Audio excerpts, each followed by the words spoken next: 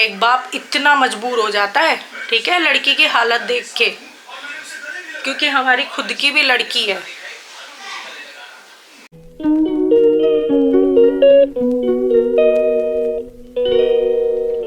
Hi everyone, welcome back to my channel. कैसे आप सब? उम्मीद करती हूँ आप सब बहुत अच्छे होंगे। और अभी जस्ट आंटी गई है हाउस हेल्प के जाने, और उसमें टॉय से रखे हैं सारे। हाउस हेल्प आंटी गई है अभी सफाई करके। उनकी सफाई करने के बाद जस्ट गई थी वो, और 1 मिनट में ही मैं फिर से पूरे घर में जो है ना वो जो स्टिक वाला मोप आता है गाला वाला, वो मार के हटी हूँ।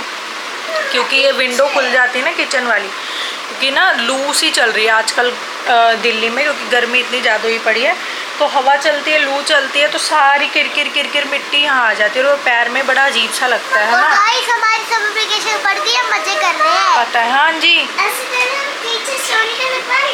ऐसा हाँ लगवाएंगे। और गाइस हमारा पता क्या प्लान है? मम्मा हम ऐसा कुछ सोनी का लगाने के, उसकी मेहनत अच्छी होती है ना। ओके, हमारा कहीं घूमने का प्लान है। हम प्लान तो है, बट प्लान कभी भी सक्सेसफुल नहीं होते हैं। तो आज मुझे करना है हेयर वॉश, तेल लगा पड़ा है पूरे सिर पे, और करेंगे अब।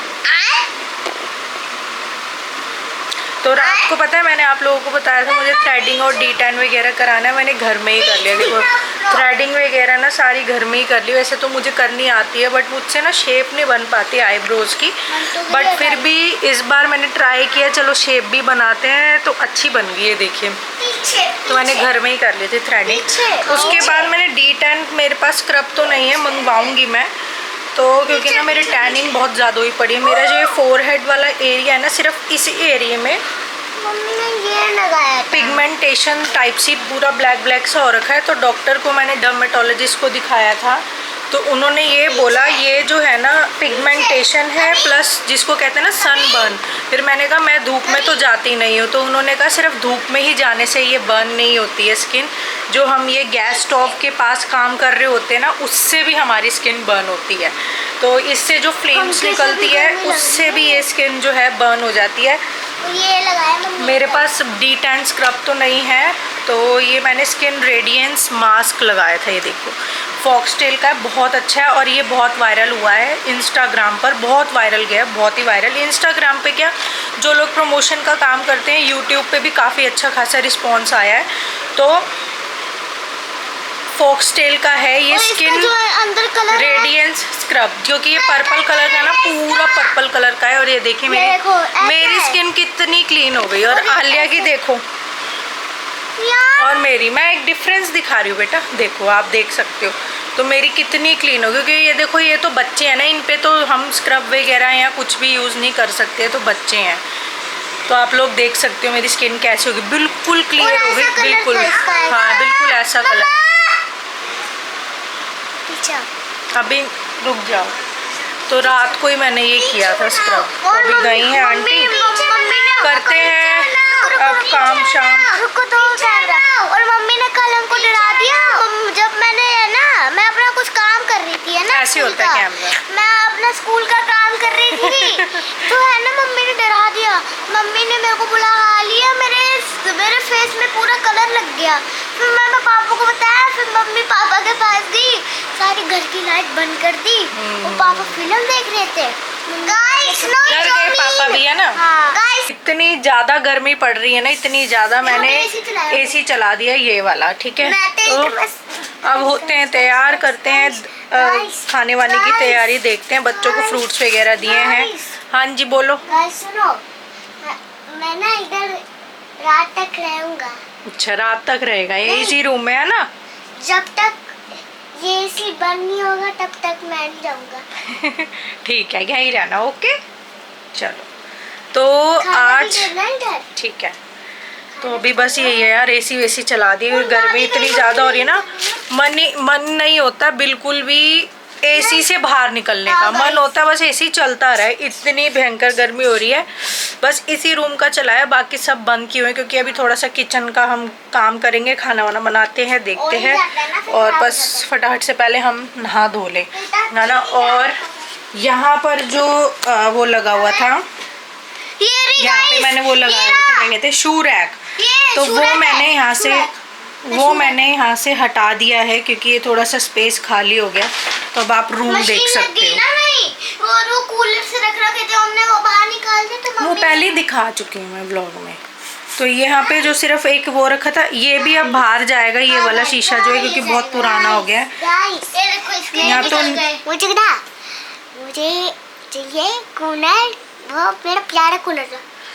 तो यहाँ से मैंने शू रैक हटा दिया है, थोड़ा सा स्पेस हो गया। कमरा बहुत छोटे हैं, हमारे सारे कमरे छोटे छोटे हैं, ठीक है। और ये वाला जो है शीशा वीशा सब हटेगा। वैसे तो हम लोगों ने सोचा है कि हम कैबिनेट टाइप सा बनवाएंगे यहाँ, तो देखते हैं जब तक कैबिनेट नहीं बनता। उसको बोला हुआ है, वो उसको ना हम लोगों ने बोला हुआ है कि भैया आ जाओ एक बार देख जाओ।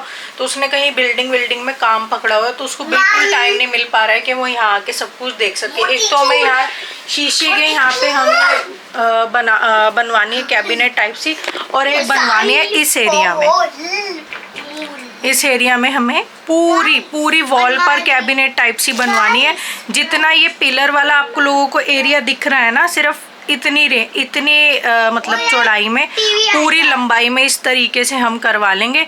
पूरा यहाँ तक बन जाएगा, और ये जो इधर वाला एरिया है, इधर थोड़ा सा हम चौड़ा करवा लेंगे। टीवी आ जाएगा गाइस, नो जूस पी दो ठंडा। हाँ, तो अब मैं बताती हूँ आप लोगों को। वहाँ पे मैंने वो रखा हुआ था, तो मैंने रख दिया है इधर। दिखा दो ना, यहाँ से दिख रहा है वो रखा।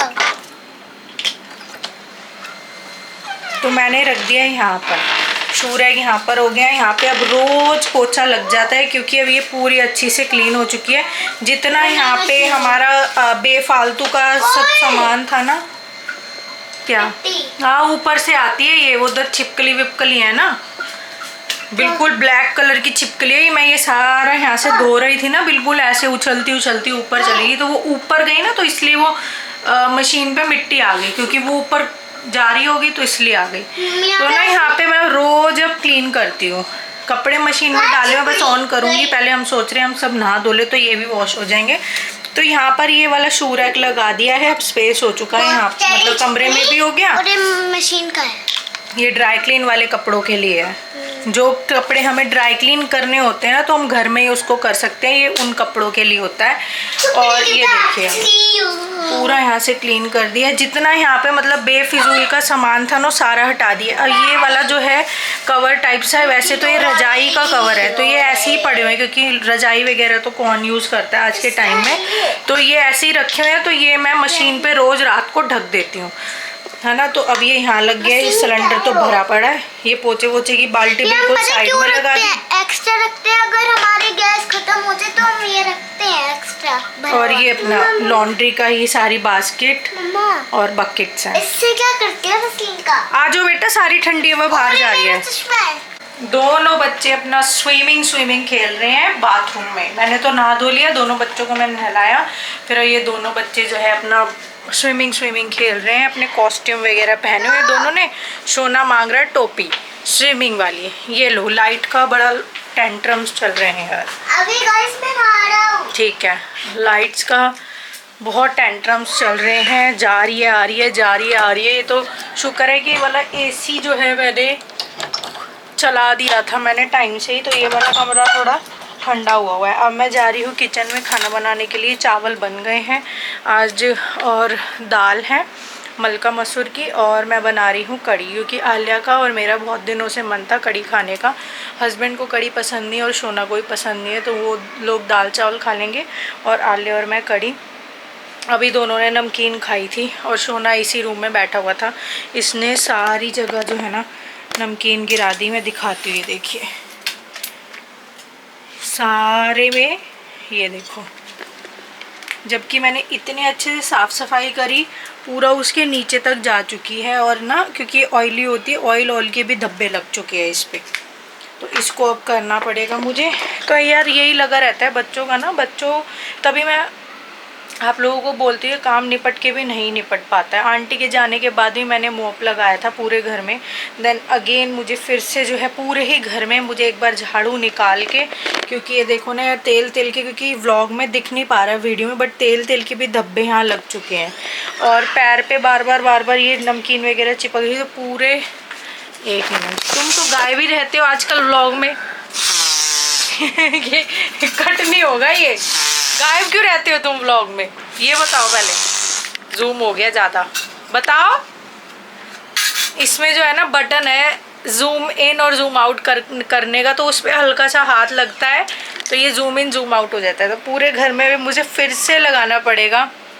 अभी आए हस्बैंड ऑफिस से, मुझे पूरे घर में फिर से करना पड़ेगा। मैं फटाफट पहले किचन का काम निपटा लूँ, क्योंकि मुझे लग रही है अब गर्मी, फिर चलेगा बाहर वाला भी एसी।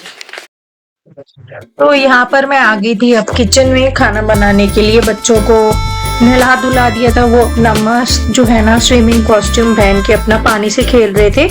और मैं इन दिनों उन्हें मना भी नहीं करती, क्योंकि गर्मी का मौसम है तो ठीक है चल जाता है। वैसे भी टैंकी का पानी बहुत ज़्यादा ठंडा तो होता नहीं है, बिल्कुल ल्यूक वार्म टाइप सा ही होता है, तो बहुत ज़्यादा ठंडा नहीं होता है टैंकी का पानी। तो दिक्कत तो है नहीं, है ना। प्रॉब्लम होती है विंटर्स में पानी में घुसने के लिए, है ना। तो यहाँ मैं आ गई थी किचन में और तैयारी कर रही थी खाने की। खाने में आज मैं बना रही हूँ कढ़ी चावल, और कढ़ी जो हम लोग खाते हैं वो बिना पकौड़े की खाते हैं, क्योंकि मेरे बच्चों को और हस्बैंड को पकौड़ा वगैरह बिल्कुल पसंद ही नहीं। हस्बैंड को तो ऐसे कढ़ी पसंद ही नहीं है। उनके लिए तो मैंने यहाँ दाल बना दी थी कुकर में, और चावल यहाँ बन चुके हैं। उबले हुए चावल हम लोग खाते हैं क्योंकि इसमें फैट नहीं होता है ना। जो हम सीटी लगा के खाते हैं ना, जीरे में मतलब तेल में जीरा छोंक के फिर उसको सीटी लगा देते हैं कुकर में, उसमें बहुत ज़्यादा फैट होता है। तो मैं हमेशा बॉयल वाले ही राइस खाती हूँ।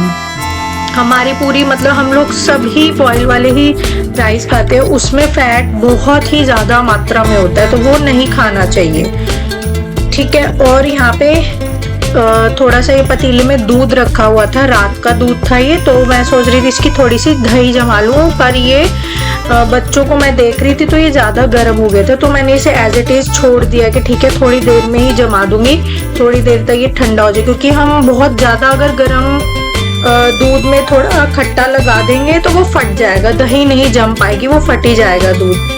तो इसलिए इसको थोड़ा सा साइड में रख दिया मैंने। और यहाँ मैं कर रही हूँ कढ़ी की तैयारी। कढ़ी सिर्फ बहुत ही सिंपल तरीके से बनाई है मैंने, बिना पकोड़े की।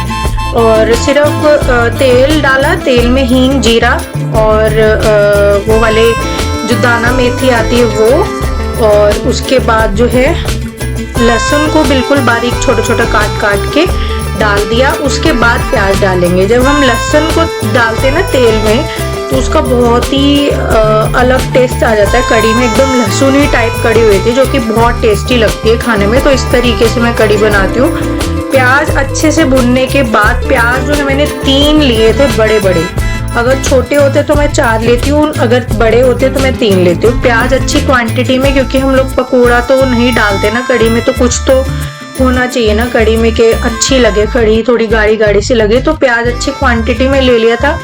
उसके बाद मैंने ये हैंड ब्लेंडर से ही इसको मिक्सचर को बना लिया था।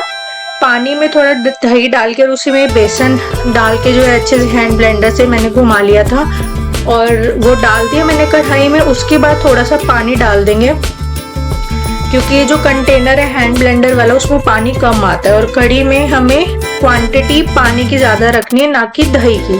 अगर दही की हम लोग ज़्यादा कर देंगे तो वो ज़्यादा खट्टी हो जाएगी, इसलिए पानी थोड़ा ज़्यादा होना चाहिए, दही थोड़ा कम होना चाहिए। तो इस तरीके से मैंने तैयार किया लंच। और प्लीज़ वीडियो को ज़रूर देखना, मैंने बहुत ही ज़रूरी आप लोगों से बातें शेयर की है। Hello everyone, good morning. और नेक्स्ट डे लग गया है, सुबह हो रही है, और बस सुबह उठते ही लग गए हैं काम पर। मैं कल रात को, ओ माय गॉड, फिर लाइट चली गई।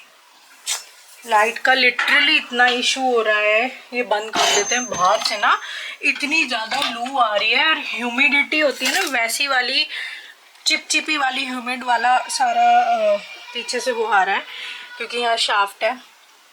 तो मैं कल ना व्लॉग कंटिन्यू नहीं कर पाई। कल हम लोग निकले थे, थोड़ी सी मेरी ऐसी थोड़ी तबीयत थी, ठीक नहीं थी, तो मेरे को 4-5 दिन हो गए हम लोग घर में ही थे, क्योंकि गर्मी है ना, बाहर निकलने का बिल्कुल भी मन ही नहीं होता, पता नहीं क्यों छत पे जाने का भी मन नहीं होता।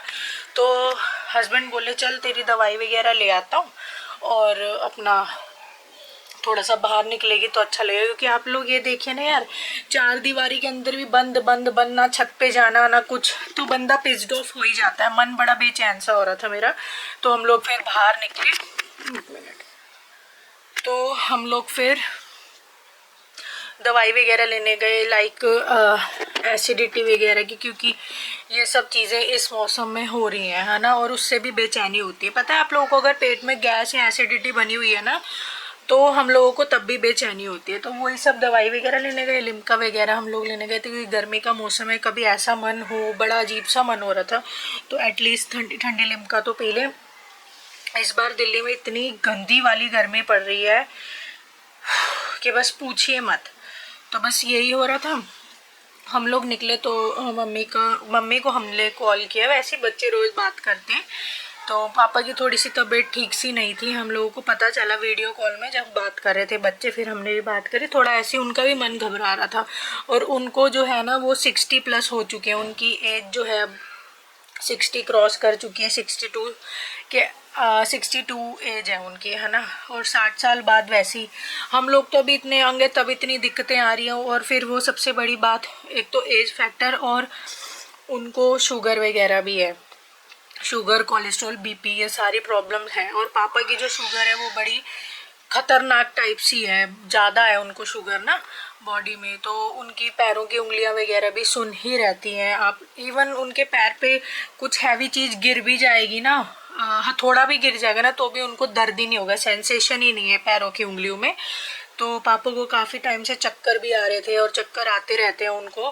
कई बार ऐसे हुआ है कि इतना, और सबसे बड़ी बात पता है क्या होती है, शुगर वुगर सब ओके है अगर लाइफ में आपके स्ट्रेस टेंशन नहीं है। मेरे मम्मी पापा की लाइफ में बहुत स्ट्रेस टेंशन है, ठीक है। जो हमारे यहाँ कोर्ट केसेस मुझे लेकर, और मेरा एक छोटा भाई है उसे लेकर, ठीक है, उसने भी अपनी पूरी लाइफ स्पॉइल कर ली। चलो मेरा तो ये है, मेरे साथ मेरा लाइफ पार्टनर मेरे हस्बैंड तो है, तो मैंने अपनी लाइफ संवार ली, मैंने अपना घर बसा लिया, ठीक है। तो मेरे पापा को, मम्मी को मेरी तरफ से हमारी आपस की टेंशन नहीं है, बस टेंशन है कि ये जो कोर्ट कचहरी ये सब मसला चलता रहता है, उनको बहुत टेंशन रहती है मेरे मम्मी पापा को। और मेरी मम्मी फिजिकली मेंटली बहुत स्ट्रॉन्ग है, बट पापा इतने मेंटली स्ट्रॉन्ग नहीं है, ठीक है। और वो मेंटली स्ट्रॉन्गली है, इसलिए उनको फिजिकली जो उनकी बॉडी पर है वो इम्पैक्ट आता ही है, वो इफेक्ट स्ट्रेस टेंशन का इफेक्ट उनकी बॉडी पर आता ही है। शुगर वाले पेशेंट को फिर बहुत ज़्यादा प्रॉब्लम हुई होती है स्ट्रेस टेंशन की वजह से। तो फिर पापा की तबीयत ठीक नहीं थी, हम लोग वहाँ, फिर हम लोग तो यहीं थे, और मम्मी पापा ने जो है ना अभी 4-5 महीने पहले ही न्यू घर ले लिया। जहाँ हम उनके घर जाते थे, अपने मायके में जाती थी एम्स में, एम्स के वहाँ जो INA बिल्डिंग्स होती थी वहाँ से शिफ्ट हो गए थे 5 महीने पहले, अब कहीं और ले लिया उन्होंने। तो वो यहाँ से बहुत दूर है, बहुत दूर है, बहुत ही दूर, ठीक है। तो हम लोग यहाँ से, फिर मेरा बहुत मन हुआ कि नहीं, मतलब मुझे मिलना है पापा से, उनकी तबीयत थोड़ी, और वहाँ पे ना उधर जो है लाइट का बहुत इशू था, और पूरी लाइट पावर कट हुआ पड़ा था, 8-8 घंटे वहाँ लाइट चली जाती है जहाँ अब नया घर लिया है मम्मी पापा ने। और जब लिया था तब उन्होंने ये कहा था 24/7 लाइट रहेगी, लाइट का कोई इशू नहीं रहेगा, 24/7 पानी का इशू नहीं रहेगा। बट दोनों ही बात जो है ना गलत निकली, ठीक है। पानी जो है अंडरग्राउंड आता है, मीठा पानी वहाँ नहीं है, और 24/7 लाइट तो आप लोग ये लगा लो 8-8 10-10 घंटे चली जाती है। तो कल लाइट नहीं थी, पापा बिना, और फिर इसलिए ना मम्मी पापा ने इन्वर्टर भी नहीं लिया था, क्योंकि उन्होंने बोला जो 24/7 लाइट रहेगी तो फिर क्या ज़रूरत है ना। जो इन्वर्टर INA में लगा हुआ था, और तो वो वाला जो है इन्वर्टर जो है ख़राब सा, उसकी बैटरी वगैरह थोड़ी ख़राब सी हो गई थी, तो मम्मी ने वहीं जो है INA में जो बिल्डिंग का गार्ड था ना उन्हीं को ही दे दिया था वो वाला फ्री में। तो कल पापा अंधेरे में ऐसे बैठे हुए, उनको इतनी स्वेटिंग हो रही है, ऑब्वियस है इतनी ज़्यादा गर्मी है, ठीक है। शुगर के पेशेंट है, हीट स्ट्रोक का बहुत खतरा रहता है शुगर के पेशेंट को। तो बहुत मेरे को ना, मेरा मन बड़ा अजीब सा, मेरे को फिर और बेचैनी होने लगी। मैं कहा मुझे मेरे मम्मी पापा से, मुझे पापा से मिलना ही है, चलते हैं। और फिर हम लोग मम्मी पापा से रात को मिलने गए थे, और पूरी पावर कट थी, अंधेरे में ही थे, इमरजेंसी लाइट बस जो होती है सिर्फ वही लगाई हुई थी। अब मम्मी पापा को मैंने कहा है वो जो है सोसाइटी, गेटेड सोसाइटी है जहाँ अब लिया है, तो वो एसोसिएशन बोल रही है सोसाइटी की बस 1-2 दिन की दिक्कत है, फिर ये ठीक हो जाएगा। बट मैंने मम्मी को यही कहा आप रिस्क मत लो, आप एटलीस्ट इन्वर्टर वगैरह बैकअप जो है लाइट का लेके रख लो, इन्वर्टर वगैरह। 8-8 घंटे लाइट जाना इज़ नॉट नॉर्मल यार, बहुत बंदा पिस्ड ऑफ हो जाता है ना। इतनी ज़्यादा गर्मी हो रही है, बिना पंखे के रहना तो आज वो वाला सारा काम हो जाएगा मम्मी का भी।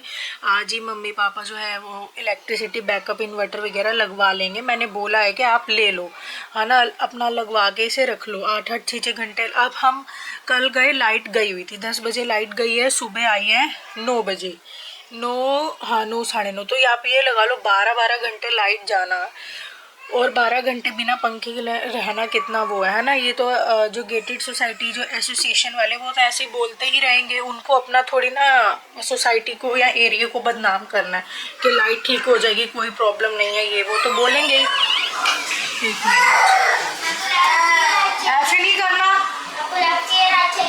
ये दोनों देखो क्या कर रहे हैं, स्विमिंग खेल रहे हैं। आराम से, लाइट नहीं है, लाइट चली गई।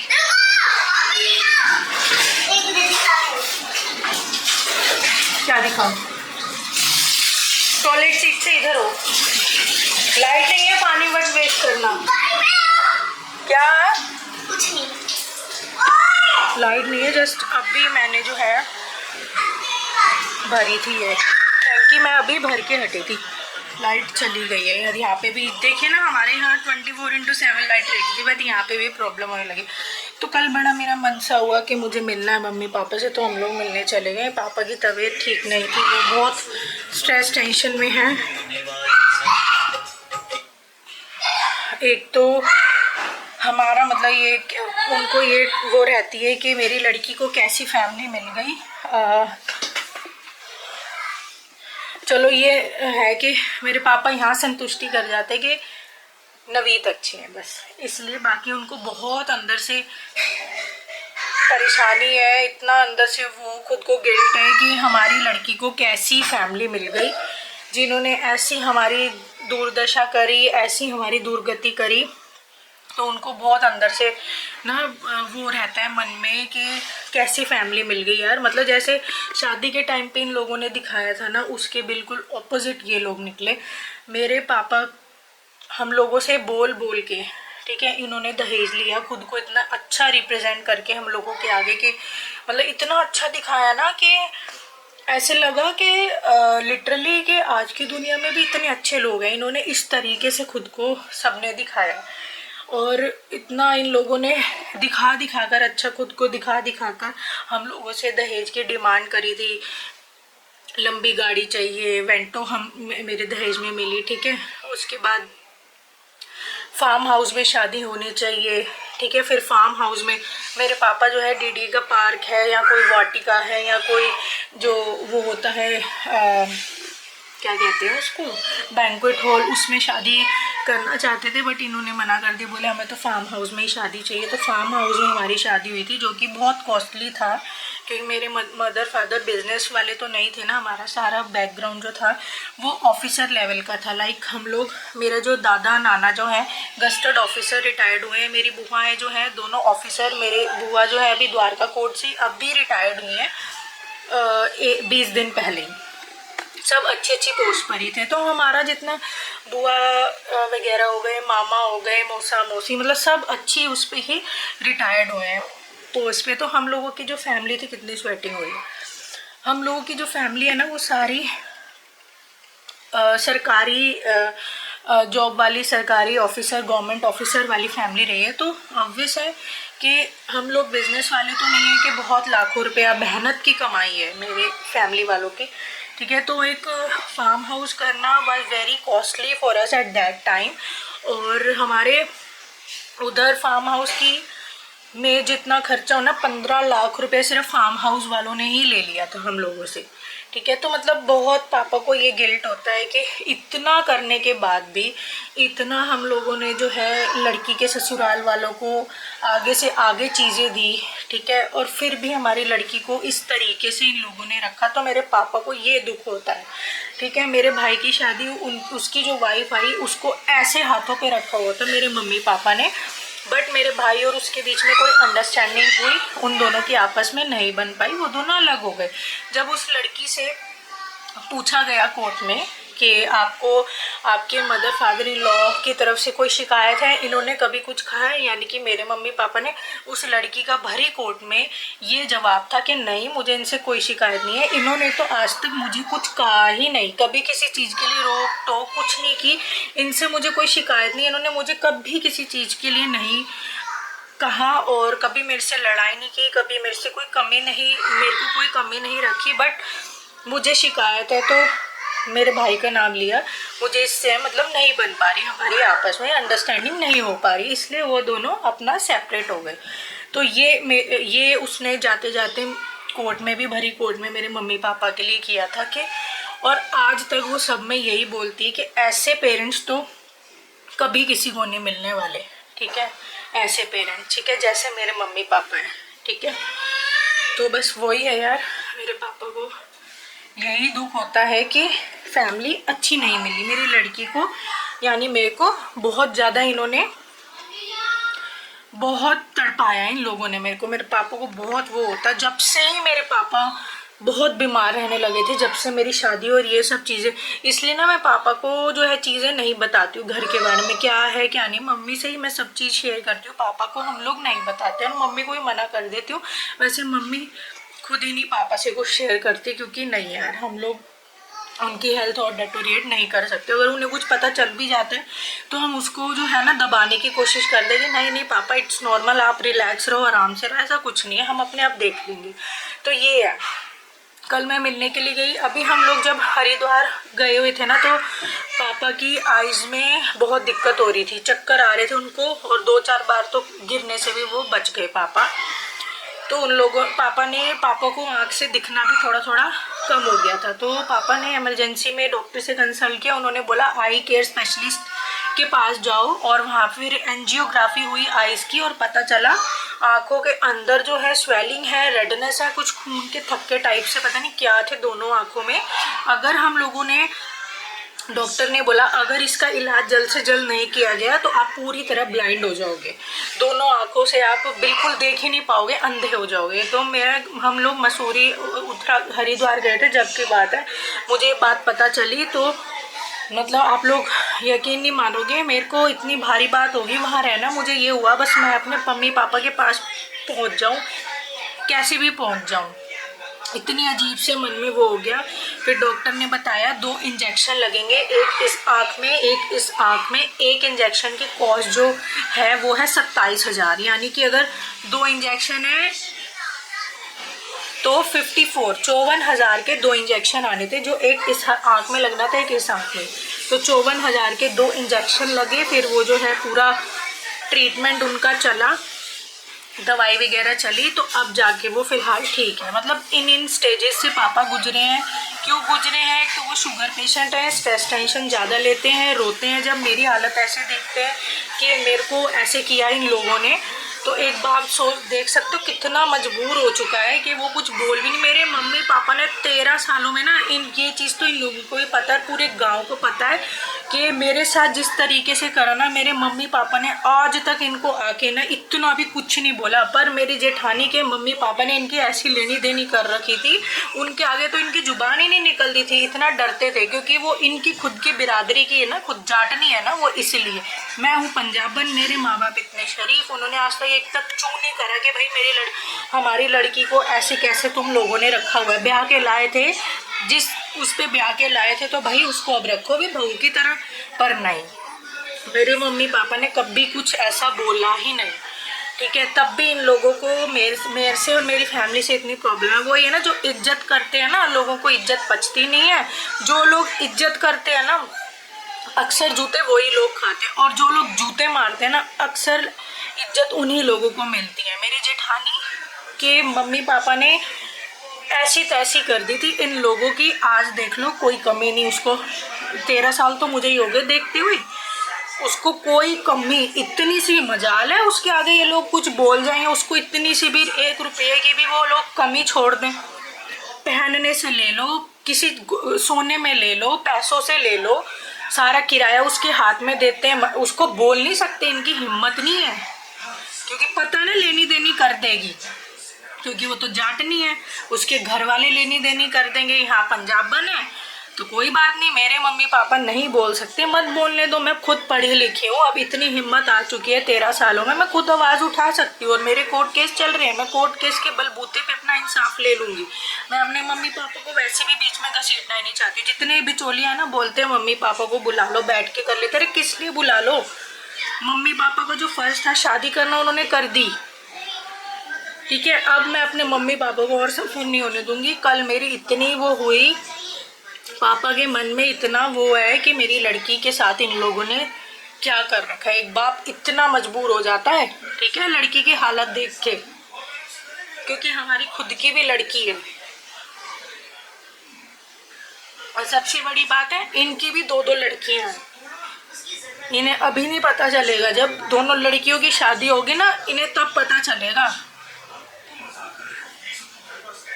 इन लोगों ने इतनी बुरी हालत कर दी।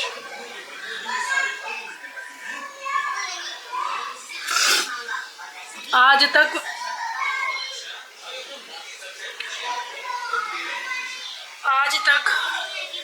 मुझे एक बहू का सुख नहीं मिला। मेरे को तो छोड़ो, मेरे हस्बैंड है, ये तो इनके खुद के लड़के हैं। आज तक इनको ही नहीं सुख मिला अपने लड़के होने का। इतना सब कुछ मेरे हस्बैंड पे को लात मार के ना, हम सबको लात मार के हम सबसे सब कुछ छीन लिया गया, ठीक है। सब कुछ इस घर में जो हम बैठे हैं ना, ये भी हमने कोर्ट से लड़ाई लड़ी है, तब हम इस घर में बैठे हैं। नहीं तो ये वो लोग हैं जिन्होंने अपनी औलाद के सिर से, अपनी बहू के सिर से और ये छोटे छोटे 2 बच्चों के सिर से ना, ये घर की छत भी छीन ली थी।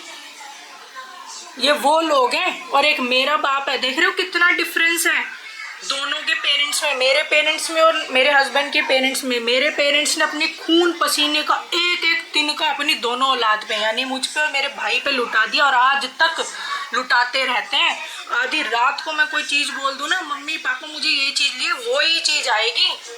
ये है मेरे मम्मी पापा, ये है मेरे माँ बाप। और इनके माँ बाप या इनका भाई, इनकी भाभी कैसी है, इस घर में हम लोग बैठे हैं, इससे भी हमें बाहर निकालने के लिए इन्होंने हमें केसेस डाल दिए थे कोर्ट में और डीएम ऑफिस में। हम लोगों ने कोर्ट की लड़ाई लड़ी है, कोर्ट से हम लोगों ने ऑर्डर लिया है, रेजिडेंस ऑर्डर, तब हम लोग यहाँ बैठे हैं।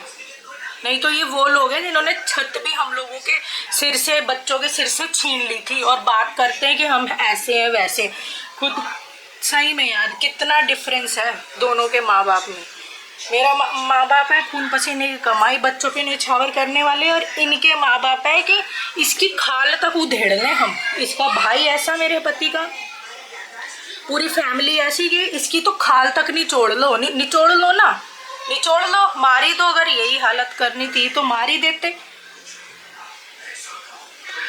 रोज ही कुछ ना कुछ सुनने में आता है, बंदा कब तक चुप रहेगा। एक ना एक दिन तो भाई मैं अब तो नहीं रहूंगी चुप। मेरा कोई लेना देना ही नहीं है इस फैमिली से, मेरा मेरे हस्बैंड से मतलब है बस, और कुछ नहीं है। बाकी रही हक हिस्से की बात, वो तो अपने आप ले लेगा ये, वो अपने आप ले लेगा ये। वो तो खाकर भी, चाहकर भी कोई इसका नहीं खा पाएगा। और अगर नहीं भी लेंगे तो हमारी 2 रोटी आराम से चल रही है, ऐसी ही चलती रहेगी। वो ऊपर वाला घुमा फिरा के अपने आप सब कुछ कर देगा, वो अपने आप निकाल लेता है ऊपर वाला। और निकला भी है इनको। इतनी इन लोगों की लाइफ में भी उथल पुथल हुई है, पर तब भी ये लोग नहीं समझते हैं कि भगवान का लेखा कोई ना मिटा सकता, कर्म किसी के कोई ना मिटा सकता। जो कर्म हम लोगों ने गंदे कर लिए ना, वो तो लिखे गए, उसका तो हमें भोगा, यही भोगना पड़ेगा, ठीक है। रोज ही कुछ ना कुछ सुनने में आता है, रोज कुछ ना कुछ सुनने में आता है, ये वो, मतलब क्या चल रहा है ये? जब हम लोगों को कोई लेना देना नहीं है, कुछ नहीं, तो क्या है ये? तुम लोगों ने इतनी ऐसी तैसी कर दी, फिर भी नहीं सुधरते हो तुम लोग। तब भी हम लोग देखो यहाँ बैठे, ये ऐसे हैं यार। मेरे मम्मी पापा और इनमें बहुत डिफरेंस है, बहुत ही ज़्यादा। खून पसीने की कमाई लुटा देते हैं मेरे मम्मी पापा, और ये लोग कैसे हैं कि अपनी मेहनत से, मेरे पति कमा रहे हैं अपनी मेहनत से, पर ये लोग ऐसे हैं कि उसको भी कैसे निचोड़ लें, खींच लें, ये वो दिमाग लगाते रहते बैठे बैठे।